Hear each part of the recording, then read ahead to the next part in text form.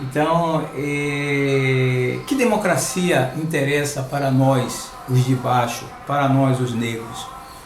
Sérgio Buarque de Holanda, no livro Raízes do Brasil, dizia que a democracia sempre foi um mal entendido no Brasil. Não no Brasil somente, na América Latina como um todo.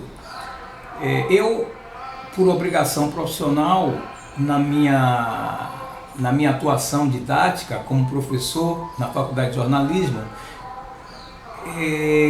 houve um tempo que eu obrigava os alunos de uma disciplina a assinarem o jornal Folha de São Paulo, além de outros jornais, a revista Veja, os jornais locais, já que o assunto de instrução em sala de aula era a atualidade. Então eu os obrigava a isso.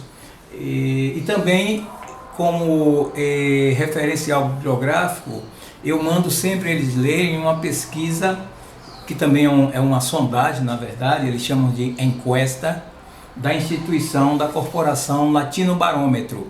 Latino Barômetro é uma organização baseada em Santiago do Chile, aqui na América Latina, que desde 1995 faz uma pesquisa ampla, uma sondagem ampla em países latino-americanos. Evidentemente a Cuba não permite que essa instituição lá entre, para medir os humores dessas sociedades latino-americanas.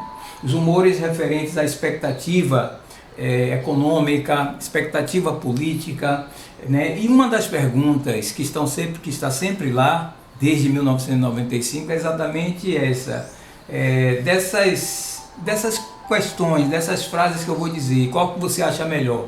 Então eles colocam lá: você acha que a democracia é o melhor sistema de governo? E aí a outra pergunta em algumas circunstâncias não faz mal você ter uma situação de um regime não democrático, ou seja, ditatorial. E numa outra, para mim tanto faz. Então eu mando meus alunos lerem. Se você pegar a série histórica de 1995 a 2018, são os últimos dados do Latino Barômetro, você vai ver que nesses países, e no Brasil, vamos desfocar no Brasil, o apoio à democracia como um regime de governo, ele é sempre frágil, não é muito firme, né? Por conta do histórico mesmo, né? Os últimos dados, por exemplo, em 2018, a maioria da população no Brasil, eles ouvem mais de 5 mil pessoas em todo o território nacional, Latino Barômetro, a maioria diz que tanto faz ser democracia ou não. Acho que em torno de 55%. Há um apoio à democracia como um regime, de em torno de 40%, e outros apoiam a ditadura, né? Acham que a ditadura é o melhor sistema de governo. Então isso reflete as circunstâncias da existência desses países latino-americanos, todos colonizados. Veja a história do Brasil. O Brasil, de fato, nunca experimentou a democracia. A democracia no sentido europeu do termo, vamos dizer assim, ou mesmo no sentido norte-americano do termo.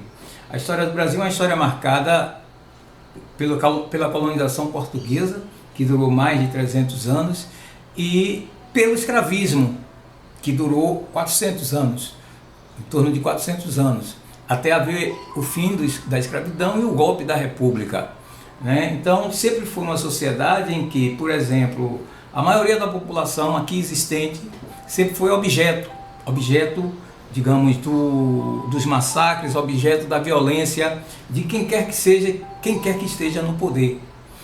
Implantada a República em 1889, a partir de um golpe militar, as ideias sempre fora do lugar, com o ideário, digamos, positivista de Augusto Conte, trazido por aqueles que deram o golpe, acabando com a monarquia, né, de 1889 até hoje, até 2018, o primeiro momento na história do Brasil onde a democracia é mais duradoura tem sido este momento, a partir da Constituição de 1988.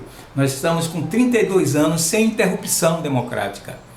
Durante a República, criada em 89, nós tivemos primeiro que era uma república, digamos assim, controlada pelos senhores de mando, porque ao término da escravidão, ao término da monarquia, esses senhores de mando se transferiram para o controle da máquina administrativa do Estado. Ou seja, o Estado se tornou coisa deles, propriedade privada dele. O Estado no Brasil nunca foi do público, nunca foi do povo, nunca foi da maioria do povo. Então esses senhores, que eram os senhores de terra, né, senhores de escravos, né, com a mudança do sistema, todos eles migraram para o controle da máquina do Estado e implantaram uma república privada. Quer dizer, em decorrência disso, essas desigualdades históricas e estruturais do Brasil que nunca se alteram. Nesse sentido, nós, descendentes de negros, jamais desfrutamos dos benefícios disso que se chama democracia. Nós não experimentamos esse fetiche, porque o Ocidente, esse valor ocidental da democracia, se torna um verdadeiro fetiche, né? Democracia é exceção, digamos, à regra no mundo todo, né? São valores do Ocidente, e custa caro defender esses valores. Claro que para nós negros, aqui no Brasil,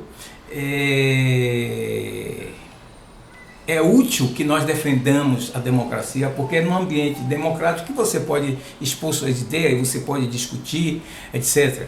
Né? Você pode, por exemplo, protestar, etc. Coisa que no Brasil é muito raro, sempre foi muito raro.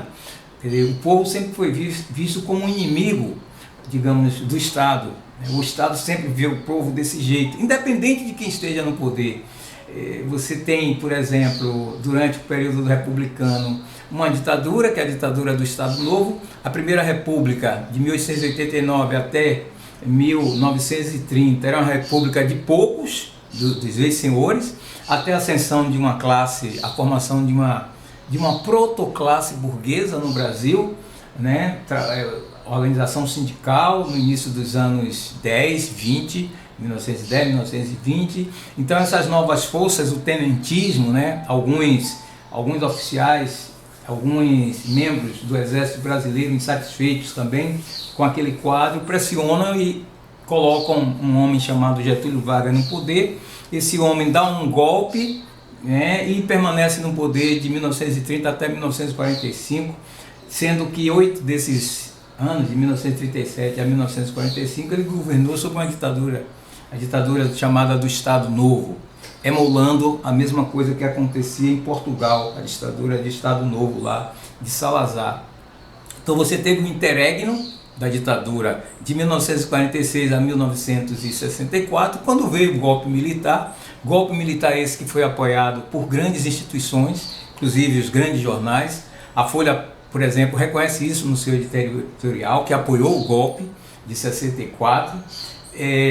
Instituições como a Igreja Católica, né, apoiou o golpe, porque a ideia que se tinha é que havia uma tensão no Brasil, né, e era preciso defender a democracia, porque o então presidente à época, João Goulart, era um homem hamletiano, né, portanto não confiável, né, e o entendimento desses setores que defendiam a democracia é de que ele ia ceder a expressões. Não se esqueça que nós estávamos no contexto da Guerra Fria, da disputa da União Soviética com os Estados Unidos. Já tinha ocorrido a Revolução Cubana, vitoriosa em 1959, e a ideia é de que se implantaria o comunismo no Brasil, já que João Goulart estava se deixando levar por essas forças do Partido Comunista, essas forças de esquerda, de um modo geral, ditas como subversivas, e que queriam acabar com a democracia então existente no Brasil, uma democracia em frangalhos. Então houve um golpe veja a ironia, para defender a democracia. Os militares foram chamados, né, por essas instituições todas intelectuais, já que o golpe não foi um golpe militar, foi um golpe civil-militar. Os militares participaram a partir de demandas existentes também no seio da sociedade civil. Então houve um golpe, portanto a democracia, aquele interregno, durou muito pouco, né? O golpe, os militares ficaram no poder e endureceram o regime. Aliás, a Folha de São Paulo, que agora está em defesa da democracia, nos anos 2000, 2010, publicou um editorial comparando a ditadura no Brasil com a ditadura no Cone Sul, já que nesse período de Guerra Fria, década de 60, 70, todos os países latino-americanos se converteram à ditadura, né? Houve golpes em todos esses países, Chile, Argentina, Paraguai, Uruguai, né? Então a Folha publicou um editorial chamando a ditadura no Brasil de dita branda, né? Comparando os horrores que teria sido as ditaduras na Argentina, no Chile, por exemplo, onde milhares de pessoas foram assassinadas, mortas, torturadas e desaparecidas. Depois a Folha se corrigiu, pediu desculpas por essa comparação, malfadada comparação. Então, mas a ditadura no Brasil, a última durou de 64 até 1985, houve um período ali de transição, de 85 até 88, quando tivemos essa nova Constituição de Estado Democrático de Direito, que agora, com Jair Bolsonaro, Folha de São Paulo diz que está ameaçada, quer dizer, há uma ameaça de ruptura. Como esse assunto é um assunto também muito sério, eu retornarei nesse mesmo assunto nos próximos vídeos. Assine esse canal.